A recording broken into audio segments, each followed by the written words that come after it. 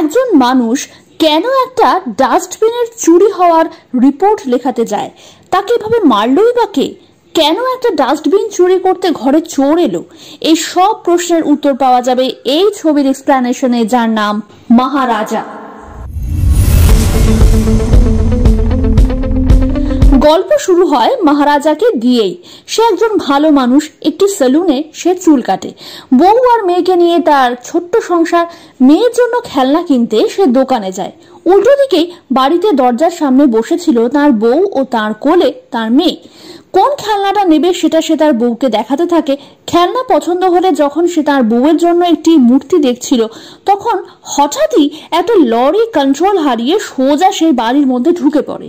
মহারাজার হাত থেকে স্ট্যাচুটা পড়ে যায়, নিঃশব্দে চোখ থেকে বেরিয়ে আসে জল। এরপর সিন শিফট হয় 15 বছর পর, যেখানে আমরা দেখি জ্যোতিকে। সেই অ্যাক্সিডেন্টে মহারাজার স্ত্রী মারা গেলেও বেঁচে গেছিল তার মেয়ে। জ্যোতি স্পোর্টসে খুব ভালো। বাড়িতে এখন থাকে সে, তার বাবা ও লক্ষ্মী। লক্ষ্মী একটা লোহার ডাস্টবিন, কিন্তু সেটাকে ঘরের এক কোণে বড় যত্নে রাখে বাবা মেয়ে। প্রত্যেক শুক্রবার সেটা ধোয়া মোছা করে। ময়লা এখন আর ফেলা হয় না সেখানে, কারণ সেও এখন বাড়ির একজন সদস্য। অ্যাক্সিডেন্টে এই ডাস্টবিনটা জ্যোতির ওপর পড়ে তাকে বাঁচিয়ে দিয়েছিল, তাই তাকে বাড়ির একজন ভাবে তারা নির্দ্বিধায়। মহারাজার এখন নিজের সেলুন হয়েছে। সে তার নাম রেখেছে জ্যোতির নামে। জ্যোতি তার প্রাণ। সে তাকে নিজের হাতে রান্না করে খাওয়ায়।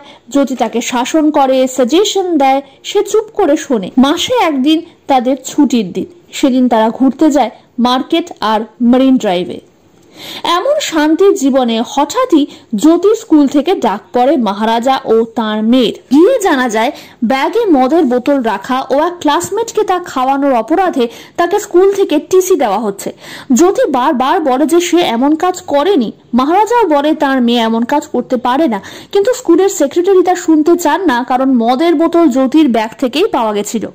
এর মধ্যেই তাদের স্কুলের পিটি টিচার, যিনি জ্যোতিকে খুবই ভালোবাসতেন ও একজন ভালো অ্যাথলিট হওয়ার জন্য ট্রেনিং দিচ্ছিলেন, তিনি একটি ছেলেকে ধরে নিয়ে আসেন এবং জানান আসল দোষী ওই ছেলেটি, জ্যোতির কোনো দোষ নেই।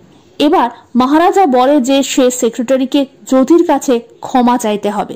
তিনি রেগে উঠে সিকিউরিটি ডেকে তাকে বার করে দিতে বলেন, কিন্তু মহারাজা একটি রড ধরে বলে যেতেই থাকে যে তাকে ক্ষমা চাইতেই হবে।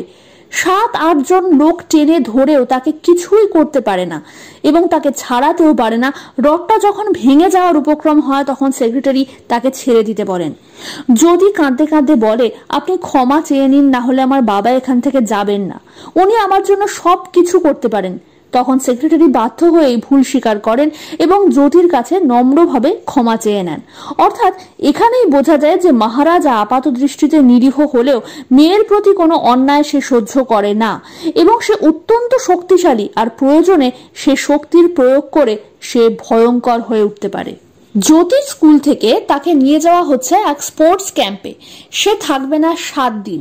যাওয়ার আগে সে বাবাকে পই পই করে বলে যায় ঘরের জানলা দরজা ঠিক মতন বন্ধ করতে, লক্ষ্মীকে সময় মতন পরিষ্কার করতে, ইত্যাদি ইত্যাদি।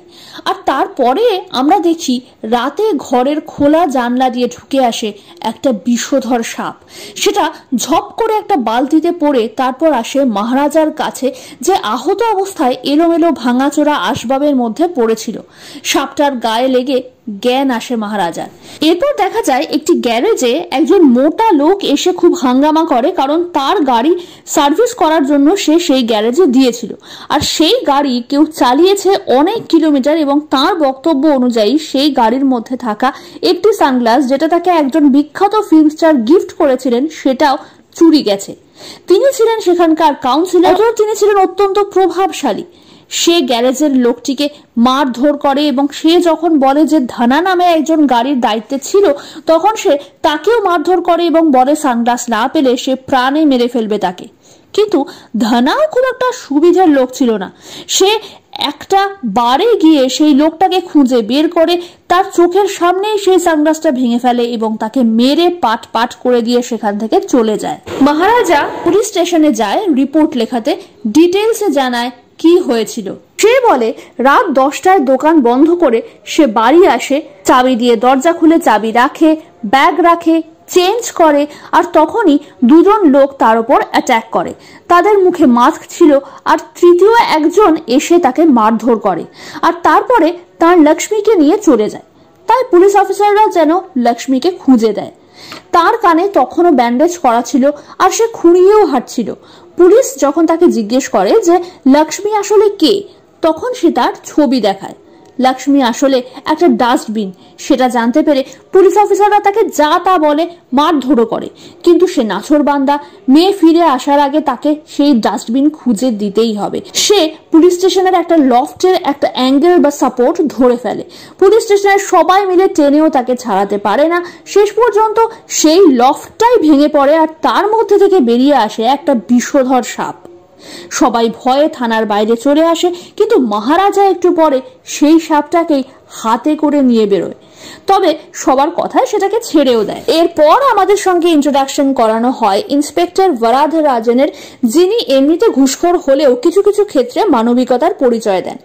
এই ইন্সপেক্টর যখন থানায় এসে থানার ভাঙাচোরা অবস্থা দেখেন এবং তার কারণ জিজ্ঞেস করেন, তখন তারা মহারাজার কথা বলে। মহারাজা আবারও সেই একই গল্প শোনায়। ইন্সপেক্টরেরও সেই একই এক্সপ্রেশন হয়। সে দু ঘা দেয় তাকে, তবে শেষে বলে যে সে যদি চোরেদের বর্ণনা দিতে পারে তবে তিনি তাদের খোঁজার চেষ্টা করবেন। এর উত্তরে মহারাজা বলে যে তাদের মুখ মাস্কে ঢাকা ছিল, কিন্তু একজনের সাথে ধস্তাধস্তির সময় যখন তার জামা ছিঁড়ে যায় তখন সে দেখে যে সেই চোরের পিঠে একটা কান ছিল। এই শুনে ইন্সপেক্টর রেগে গিয়ে তাকে বন্দুক দিয়ে মারতে উদ্যত হলে সে চলে যায় ফাইনালি। কিন্তু কিছুক্ষণ পর আবার ফিরে আসে এবং বলে যে যদি তারা তার লক্ষ্মীকে খুঁজে দিতে পারেন তবে সে তাদের 5 লাখ টাকা দেবে, আর 40,000 টাকা সে তখনই দিয়ে দেয়। যন্ত্রের মতো শুধু একটা কথাই সে বলতে থাকে যে তারা যেন তার লক্ষ্মীকে খুঁজে বার করে। ইন্সপেক্টর তখন রাজি হন। থানার অফিসাররা অবশেষে তার বাড়িতে যান। পেছনের দিকের দরজা ভেঙে আততায়ীরা আগে থেকেই ঘরে ঢুকে বসেছিল। এই ইনফরমেশনটুকু ছাড়া আর কিছুই বের করতে পারেন না তারা। এদিকে মহারাজা তাদের আরো 2 লাখ এক্সট্রা দেওয়ার কথা বলে, অর্থাৎ টোটাল 7 লাখ। তাই ইন্সপেক্টর বাকি পুলিশ অফিসারদের দায়িত্ব দেন ডাস্টবিনটা খুঁজে আনতে। এই সঙ্গেই আমরা দেখি এক চোরেদের গ্যাংকেও, যার লিডার সেলভম তার সাকরেত সাবরিকে নিয়ে চুরি করে। তারা যে বাড়িতে চুরি করে সেই বাড়িতেই রান্না করে খায়, বাড়ির সমস্ত লুটপাট করে বাড়ির মেয়েদের রেপ করে এবং তারপর তাদের সবাইকে মেরে দিয়ে চলে যায়। এইভাবেই তারা এক মা ও মেয়ের ফ্যামিলিকে জীবন্ত জ্বালিয়ে দিয়ে মেরে ফেলে। এই সেলভম আবার পুরোদস্তুর ফ্যামিলি ম্যান। তার বউ ও মেয়ের কাছে সে অত্যন্ত সৎ ও ভালো একজন মানুষ দেখানোর জন্য তার একটা ইলেকট্রিক্যাল গুডসের দোকানও আছে। মেয়েকে সে ভীষণ ভালোবাসে। মেয়ের পিঠে একটা ক্ষততে সে নিজের হাতে ব্যান্ডেজ করে দেয়। যেসব বাড়িতে সে চুরি করে সেখান থেকে কিছু একটা পছন্দসই নিয়ে আসে মেয়ের জন্য। মেয়ের পছন্দ না হলে সে সেটা ফেলে দেয় একটা ডাস্টবিনে, আর আমরা দেখি সেই ডাস্টবিনটা আসলে মহারাজার বাড়ি থেকে চুরি হওয়া ডাস্টবিন। মহারাজা রোজ এসে থানায় বসে থাকে পজিটিভ কোনো উত্তরের আশায়, কিন্তু কিছুই পাওয়া যায় না। উল্টে থানায় অফিসাররা তাকে দিয়ে চা, পান, সিগারেট আনায়, গাড়ি ধোয়ায়, আর কথায় কথায় অপমান করে, এমনকি গায়েও হাত তোলে। মহারাজা তখনও রোজ এসে থানায় বসে থাকতো। একদিন সেই গ্যারেজের লোকটি থানায় আসে ধনার সম্পর্কে খোঁজ নিতে, কারণ ধনা কিছু টাকা তার কাছ থেকে লোন নিয়ে কোথায় যেন গায়েব হয়ে গেছে। আর তখনই মহারাজার মনে পড়ে আগের কিছু কথা। সেই রাতে সেই সাপটা যখন ঘরে ঢুকে এসেছিল, চোখ খুলেই মহারাজার চোখে পড়ে একটা টোল ট্যাক্সের রিসিট, আর সেখান থেকে সে পেয়ে যায় একটা গাড়ির নাম্বার। গাড়িটার খোঁজ করতে করতে সে এসে পৌঁছায় একটা বারে। খোঁজ নিয়ে জানতে পারে যে গাড়িটা আসলে সেই এলাকার কাউন্সিলরের, যে সেখানে তার কিছু বন্ধুদের সঙ্গে বসে ড্রিঙ্ক করছিল। আর এটা হলো সেই মোটা লোকটা যে গ্যারেজে গিয়ে ঝামেলা করেছিল। মহারাজা তাদের কথাবার্তায় জানতে পারে সেই সানগ্লাসের কথা আর তার গাড়ি নিয়ে সেই গ্যারেজের লোকটার ঘুরে বেড়ানোর কথা। কিন্তু সে যখন এই নিয়ে কিছু জিজ্ঞেস করতে যায় তখন সেই কাউন্সিলর তার সাথে মিসবিহেভ করে, আর তখনই সেখানে আসে ধনা। আর মহারাজার চোখের সামনেই ঘটে ধনার কাউন্সিলরকে পেটানোর ঘটনা। এরপর সে ধনার পিছু নেয়, কিন্তু তাদের ডেরায় এসে সে ধরা পড়ে যায় ধানার সাঙ্গপাঙ্গদের হাতে। ধানা বলে সেদিনই তোকে মেরে দিয়ে আসা উচিত ছিল। যাই হোক, এখন তোর মৃত্যু হবে আরো বেশি পেইনফুল। সে একজনকে তার হাত কেটে নিতে বলে, কিন্তু কোপ দেওয়ার আগের মুহূর্তেই মহারাজা তার হাত সরিয়ে নেওয়ায় কোপটা পড়ে আরেকজনের হাতে আর তার হাত কেটে যায়। মহারাজা পকেট থেকে খুর বের করে র্যান্ডমলি চালিয়ে একের পর এক গুন্ডাকে ঘায়েল করতে থাকে। শেষে সে ধনাকে একটা সূচের মতো জিনিসে গেঁথে ফেলে এবং জিজ্ঞেস করতে থাকে বাকি দুজনের খবর। ধানা তাকে বলে যে পুলিশ স্টেশনেই পাবে তাদের একজনকে, খুঁজতে পারলে সে যেন খুঁজে নেয় তাকে। বলে সে মহারাজার থাইয়ে একটা ধারালো কিছু ঢুকিয়ে বাইকে করে পালাতে যায়, কিন্তু মহারাজা তার মাথা কেটে ফেলে।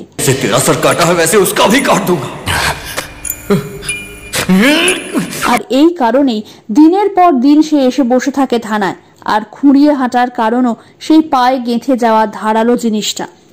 আর ঠিক তখনই সেখানে এসে পৌঁছয় সেই কাউন্সিলর যাকে ধানা প্রচন্ড মেরেছিল। সে ধানার এগেনস্টেই কমপ্লেন করতে আসে।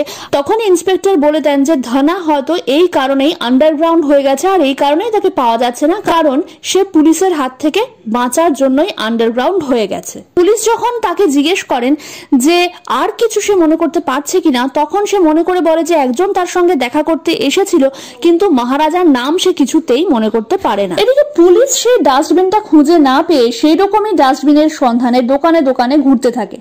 একটা দোকানে এক অফিসারের সাথে দেখা হয় নল্লা শিবম নামে একটি লোকের, যে পুলিশের পূর্ব পরিচিত। সে ছবি দেখে বলে যে এরকম একটা ডাস্টবিন কিনতে হয়তো পাওয়া যাবে না, তবে এরকমই একটা ডাস্টবিন সে বানিয়ে দিতে পারে। সে অফিসারকে নিয়ে একটা ফ্যাক্টরিতে যায়, যেখানে তাদের হুবহু সেই ডাস্টবিনের মতন দেখতে একটি ডাস্টবিন তৈরি করে দেওয়া হয়। আর তারপর নল্লা শিবম নিজেই সেটাকে হাতুড়ি দিয়ে পিটিয়ে পুড়িয়ে একেবারে অবিকল সেই ডাস্টবিনের মতোই একটি ডাস্টবিন তৈরি করে ফেলে। এদিকে আমরা দেখি সেলভাম তার মেয়ের জন্মদিন উপলক্ষে একটি দামি সোনার হার বুক করে, যার লকেটের মধ্যে আঁকা ছিল ছোট্ট দুটো পা। তার বউ যখন তাকে বলে যে এত খরচ করবার কি দরকার, তখন সে বলে তার মেয়েকে সে দুনিয়ার সমস্ত খুশি দিতে চায়। মেয়ের জন্মদিনের দিন মেয়ের জন্য হারটার ডেলিভারি নেওয়ার সময় তার বউ তাকে ফোন করে কথা বলার সময় লাস্টে বলে আসার সময় যেন সে দাড়িটা ট্রিম করিয়ে আসে। আর তাই সেলভাম গিয়ে ঢোকে একটা সেলুনে, আর সেই সেলুনেই তখন কাজ করতো মহারাজা। আর এখানেই আমরা বুঝতে পারি যে এই সেলভামের ঘটনাগুলো আসলে ঘটছে ফ্ল্যাশব্যাকে। সেলভামকে দাড়ি ট্রিম করাতে গিয়ে মহারাজা দেখে ট্রিমারের ব্যাটারি শেষ, তাই সে ব্যাটারি আনতে যায়। আর এর মধ্যেই সেলভামকে সাবরি ফোন করে জানায় যে তাদের খবর পেপারে বেরিয়েছে এবং হয়তো তাদের পরিচয়ও পুলিশ জেনে গেছে। সেলভাম এই সমস্ত নিয়ে কথা বলতে বলতেই পেছনে ফিরে দেখে মহারাজা সেখানেই দাঁড়িয়ে। সে বুঝতে পারে না মহারাজা সব কথা শুনে নিয়েছে কিনা। দাড়ি ট্রিম করা হয়ে গেলে সে মহারাজার দিকে সন্দেহের দৃষ্টিতে তাকাতে তাকাতে চলে যায়, কিন্তু বাড়িতে গিয়েও সে টেনশনে থাকে আর সাবরিকে বলে মহারাজাকে খুঁজে বের করে মেরে ফেলতে। এদিকে মহারাজা তার সেলুনে সেই হারটা পায় যেটা সেলভাম মেয়ের জন্য কিনেছিল, কিন্তু সেটা ভুল করে সেলুনেই ফেলে গেছে। সেলভামও হারটা খুঁজে পায় না। এসবের মধ্যেই সেখানে মহারাজা আসে হারটা ফেরত দিতে, কিন্তু তার প্রায় পেছন পেছনে আসে পুলিশও। পুলিশ এসে সেলভাম আর সাবরিকে ধরতে গেলে সাবরি পুলিশের রিভলভার নিয়ে এক পুলিশকে গুলি করে ফেলে, আর সঙ্গে সঙ্গে তার এনকাউন্টার করে দেওয়া হয়। সেলভামকে অ্যারেস্ট করা হয়। সেলভামের বউ এসব কিছুই না বুঝে পুলিশকে জিজ্ঞেস করে জানতে পারে তার বরের আসল পরিচয়ের কথা।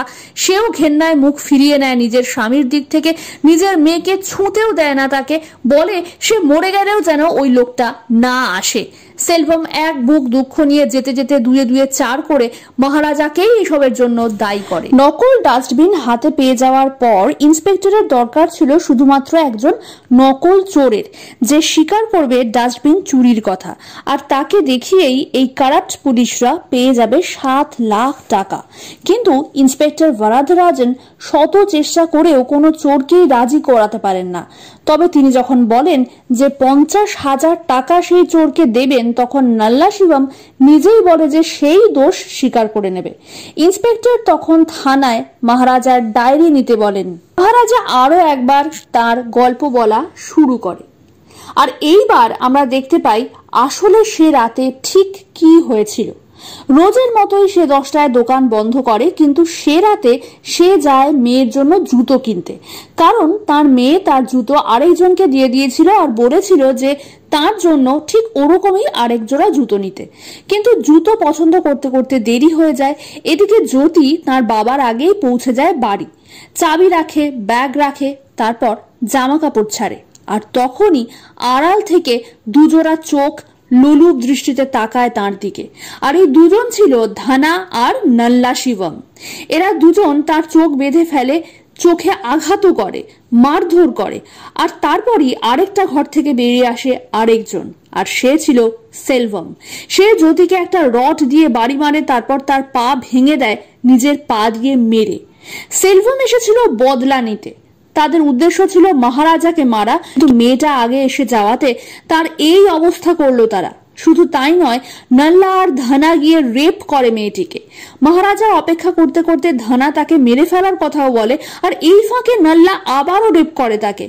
তবে শেষ মুহূর্তে সেলভম দলবল নিয়ে জ্যোতিকে আধমরা ছেড়ে দিয়েই সেখান থেকে চলে যায়। মহারাজা ফিরে এসে মেয়ের এই অবস্থা দেখে চমকে ওঠে। মেয়েকে হসপিটালে পৌঁছে দিয়ে এসে রাগে দুঃখে মহারাজা নিজেই নিজের ঘর ভাঙচুর করে, আর তারপরে একটা কাঁচের বোতল ভেঙে ফেলে নিজের কানের কাছে। হাসপাতালে সারা গায়ে ব্যান্ডেজ নিয়ে তার মেয়ে বলে ওঠে, ওই লোকগুলো আমার সাথে এরকম কেন করলো? আমি কি ভুল করেছিলাম? আর সেই সঙ্গে সে অনুরোধ করে যে সে তার অপরাধীর সাথে কথা বলতে চায়, জানতে চায় সে কেন এমন করলো। আর তখনই আমরা দেখি জ্যোতির বেডের নিচে রাখা রয়েছে সেই ডাস্টবিনটা, যার নাম লক্ষ্মী। কিন্তু মহারাজার এই কথা যখন নল্লা শিবমকে শোনানো হয়, তখন তার মুখের রং উড়ে যায়। সে বুঝতে পারে সে ফেঁসে যাচ্ছে। সে ফোন করে সেলভমকে, বলে সে পালাবে, কিন্তু সেলভম বারণ করে, কারণ পালালে পুলিশের সন্দেহ আরো বাড়বে। আর জানায় যে সে একটু বাইরে আছে। ইন্সপেক্টর নল্লাকে তার বাড়িতেই রাতটা থেকে যেতে বলে, যাতে পরদিন সকালেই ডাস্টবিন মহারাজাকে হ্যান্ড ওভার করে দিতে পারে। মহারাজার বাড়িতে এসে ইন্সপেক্টর নল্লাকে সেদিন যা হয়েছিল তার অ্যাক্টিং করে দেখাতে বলে। নল্লা সত্যি মিথ্যে মিশিয়ে কথা বলে মহারাজের জবানবন্দি অনুযায়ী, কিন্তু তার মুখে খেলা করছিল ভয়। আর যখন সে বলে যে তাকে ড্রেস চেঞ্জ করতে দেখে, তখন তার চোখ লোভে চকচক করে ওঠে এক মুহূর্তের জন্য। সে বলে যে মহারাজাকে সে পেছন থেকে মুখ চেপে ধরে, কিন্তু অ্যাক্টিং করার সময় তার হাতটা থাকে নিজের হাইটের বা নিজের থেকে ছোট হাইটের কারোর মুখ চেপে ধরার সময় হাতটা যে লেভেলে থাকবে সেখানে। মহারাজা চমকে ওঠে। নল্লা ম্যানেজ করার চেষ্টা করে, কিন্তু ততক্ষণে মহারাজার যা বোঝার বোঝা হয়ে গেছে। সে লোকটিকে বলে যা হওয়ার হয়ে গেছে বলে তাকে জড়িয়ে ধরে, এবং এই অজুহাতে সে তার পিঠে হাত বুলিয়ে দেখে নেয় যে তার পিঠে রয়েছে একটা উঁচু জায়গা, যেটা তার মেয়ে বলেছিল যে একজনের পিঠে ওরকম একটা উঁচু আব মতন কিছু ছিল। আর এতেই সে নিশ্চিত হয়ে যায় যে ওই তিনজন লোকের মধ্যে এই লোকটিও একজন। সে লোকটির সাথে একা কথা বলতে চায়, জিজ্ঞেস করে তার বয়স কত। সে বলে 54। মহারাজা বলে এত বয়সে এসব করার কথা ভেবে তার লজ্জা করে না? সে বলে যে দেখতে সুন্দর লাগলো তাই। এভাবেই তারা ইনডাইরেক্টলি কথা বলতে থাকে, এমনকি নল্লা মহারাজাকে ধমকাতেও থাকে। তখন ইন্সপেক্টর সেখানে চলে এসে তাকে ধমকান। এবার তিনি মহারাজাকে জিজ্ঞেস করেন একে কি শাস্তি দেওয়া যায়। মহারাজা খানিক ভেবে বলে তাকে ছেড়ে দিতে, কিন্তু ইন্সপেক্টর বারবার তাকে একই কথা জিজ্ঞেস করতে থাকেন যে একে ছেড়ে দেবেন কিনা। শেষে তিনি বলে ওঠেন যে সে যদি তার মেয়েকে রেপ করে থাকে তাহলেও কি তিনি তাকে ছেড়ে দেবেন? শুনে মহারাজা চমকে ওঠে। তখন ইন্সপেক্টর বলেন যে তারা খোঁজ খবর নিয়ে ধনার কথা যেমন জানতে পেরেছেন, তেমনি জানতে পেরেছেন আসল ঘটনাও। আর নল্লাই যে রেপ করেছে জ্যোতিকে তা তিনি কালই জানতে পেরে তাকে আটকে রেখেছিলেন নিজের কাছে। ইন্সপেক্টর মহারাজার হাতে দা দিয়ে বলেন প্রতিশোধ নিতে। মহারাজা মেয়ের জন্য কষ্ট প্রকাশ করতে করতে এক সময় মেরে ফেলেন নল্লাকে। বাইরে দাঁড়ানো ইন্সপেক্টর বলে এরকম ক্রিমিনালদের এরকমই শাস্তি হওয়া উচিত। কাল আমাদের মেয়েদের সঙ্গেও যদি এমনই করে এরা। এদিকে সেলভম খবর পায় যে মহারাজা তাঁর সাকরেদদের পেটাচ্ছে। প্রতিশোধের আগুনে জ্বলতে জ্বলতে সে সেখানে এসে পৌঁছয়। মহারাজাকে মনে করানোর চেষ্টা করে তাকে পুলিশে ধরিয়ে দেওয়ার কথা। সে বলে তার জন্যই সে তার স্ত্রী আর মেয়েকে হারিয়েছে, তাই তাকে অনুভব করাতে চেয়েছিল প্রিয়জনের কিছু হলে কেমন লাগে। মহারাজা এই কনফিউশন ক্লিয়ার করার আগেই সেলভম তাকে মারতে শুরু করে। বলাই বাহুল্য দুজনের মধ্যে তুমুল মারপিট হয়। শেষে মহারাজা সেলভমকে মেরে তার পাটা একটা পাথর দিয়ে থেতলে দেয়, কিন্তু তাতেও সেলভমের বিন্দু মাত্র বিকার দেখা যায় না। সে মুচকি হেসে বলে যে আমার এই যন্ত্রণা তো কমেই যাবে, কিন্তু তোমাকে আমি যে যন্ত্রণা দিয়েছি তোমাকে সেটা সারা জীবন বয়ে বেড়াতে হবে। নিজের মেয়ের দিকে তাকালেই তোমার সে যন্ত্রণার কথা মনে পড়বে। আর ইতিমধ্যেই সেখানে এসে পৌঁছয় মহারাজার মেয়ে জ্যোতি, আর তাকে ধরে ধরে নিয়ে আসে তার পিটির টিচার। মেয়েটি আস্তে আস্তে তার সামনে এসে বসে। সেলভাম তখন চলার শক্তি হারিয়েছে, কিন্তু তার সত্ত্বেও তার মুখে ফুটে ওঠে অদ্ভুত এক ক্রূর হাসি। জ্যোতি মহারাজাকে বাইরে যেতে বলে, কারণ সে একা কথা বলতে চাইছিল এই নিকৃষ্ট লোকটার সাথে। মহারাজা প্রথমে রাজি না হলেও পরে মেয়ের কথা মেনে নিতে বাধ্য হয়। মেয়েটি সেলভামকে বলে যে আমি দেখছি একজন মানুষ কি করে এতটা নীচ হতে পারে। সে আরো বলে যে তার যদি কোনো মেয়ে থাকে তাহলে তাকে বলতে যে সে কতটা নীচ কাজ করেছে। সেলভাম বলে সে যদি আগে জানতো যে মেয়েটি এত কথা বলে তাহলে তাকে সেদিনই মেরে ফেলতো। জ্যোতি বলে যে আমি যদি আজকে না আসতাম তাহলে আমার বাবা তোমাকে প্রাণে মেরে ফেলতো। আমি তোমার প্রাণ ভিক্ষা দিলাম, যা বেঁচে নে। সে কিছু গয়না দিয়ে বলে এগুলোর জন্যই তো এসেছিলি, বলে সে তার বাবার সাথে চলে যায়। মেয়েটি চলে যাওয়ার পরেও সেলভামের মুখে লেগে থাকে তাচ্ছিল্যের হাসি। এবার তার চোখ পড়ে সেই গয়নাগুলোর ওপর, আর বিস্ময়ে হতবাক হয়ে সে দেখে তার মধ্যে রয়েছে সেই চেনটা যেটা সে তার মেয়েকে জন্মদিনে গিফট দেওয়ার জন্য কিনেছিল। তখন তার মনে পড়ে যে এক বন্ধু তাকে বলেছিল যে সে জেলে যাওয়ার পর একটি লোক আসে তার বউ আর মেয়েকে নিয়ে তাদের খোঁজ করতে। তারা এসেছিল এই হারটাই ফেরত দিতে, কিন্তু তার বউ সেই হারটা নিতে অস্বীকার করায় তখন মহারাজার ওয়াইফ তাকে বলে যে ওই বাচ্চাটার জন্য একটা খেলনা কিনে নিয়ে আসতে। আর তখনই মহারাজা যায় সেই খেলনার দোকানে, আর তারপরেই ঘটে সেই অ্যাক্সিডেন্ট। কিন্তু সেই অ্যাক্সিডেন্টে দুটি বউ আর একটি বাচ্চা মারা যায়, শুধু একটি বাচ্চা বেঁচে যায়। অবাক হয়ে সে জ্যোতির চলে যাওয়ার দিকে তাকিয়ে দেখতে পায় জ্যোতির কাঁধের নিচে একটি গভীর ক্ষত চিহ্ন, ঠিক যেমনটা তার মেয়ে আম্মুর কাঁধে ছিল, যাতে সে নিজে ড্রেসিং করত। সেলভাম বুঝতে পারে এই মেয়েটি আসলে তার আম্মু। সে চিৎকার করে মেয়েটিকে ডাকতে থাকে, ছেঁচড়ে এগোতে থাকে। তার চিৎকার কানে যায় মহারাজার। সে জ্যোতিকে তার টিচারের সাথে এগোতে বলে নিজে ফিরে আসে সেলভামের কাছে। সেলভাম তার পা ধরে ডাকতে বলে তার মেয়েকে, বলে সেই যে তার বাবা সে জানাবে না, শুধু একবার সে কথা বলতে চায় নিজের মেয়ের সাথে, আর বারবার বলতে থাকে ওই মেয়েটির বাবা সে। তখন মহারাজা তাকে ঠেলে দিয়ে বলে ও আমার মেয়ে। তার মনে পড়ে সেই অ্যাক্সিডেন্টের দিনের কথা। সে যখন দুর্ঘটনাস্থলে যায় তখন একটি বাচ্চার কান্নার আওয়াজ শুনে দেখতে পায় লোহার ডাস্টবিনের তলায় প্রাণে বেঁচে গেছে শুধু একটিই বাচ্চা, সেলভামের মেয়ে। সে তখন তাকে বুকে করে নিয়ে আসে নিজের কাছে, নিজের মেয়ে মনে করেই মানুষ করে তোলে তাকে। সেলভামের আকুল ডাক শুনে সে তাড়াতাড়ি জ্যোতিকে নিয়ে চলে যায় সেখান থেকে। নির্মীয়মান বাড়ির নিচে ভিজে বালিতে পড়ে জ্যোতির পায়ের ছাপ। আর সেলভাম হেঁচড়ে হেঁচড়ে এগোতে এগোতে মেয়ের নাম ধরে ডাকতে ডাকতে অসহ্য বিবেক দংশনে জ্বলতে থাকে। তার মনে পড়ে আম্মুর জন্মের কথা। তার মনে পড়ে কচি পা দুটোয় স্নেহের চুম্বন এঁকে দিত সে, সেই পা দুটো সে নিজে ভেঙেছে, থুতু দিয়েছে নিজের মেয়ের গায়ে, রেপ করার পারমিশন দিয়েছে নিজের সাকরেতদের। তীব্র মানসিক যন্ত্রণায় সে চিৎকার করে ওঠে, আর তারপর সে নির্মীয়মান বহুতল থেকে ঝাঁপ দিয়ে নিজের পাপী শরীরকে শেষ করে দেয়। সেই ছোট্ট পা আঁকা চেনটা এসে পড়ে তার মাথার কাছে, আর সেই মাথা থেকে রক্ত বেরিয়ে এসে ধুয়ে দেয় জ্যোতির পদচিহ্ন। যেন এক বাবা নিজের রক্ত দিয়ে তার মেয়ের পা ধুইয়ে প্রায়শ্চিত্ত করে তার ক্ষমার অযোগ্য পাপের। মেয়ের জন্মে যে পায়ে সে চুমু দিয়েছিল, যে পা দুটো সে নিজে ভেঙে দিয়েছিল, সেই পাই নিজের রক্ত দিয়ে ধুয়ে যেন একটা বৃত্ত সম্পূর্ণ হলো। চরম শাস্তি হলো এক নিকৃষ্ট প্রাণীর, যে একজন স্নেহশীল বাবা ছিল এক সময়। আর এখানেই শেষ হয় এই অসাধারণ সিনেমাটা।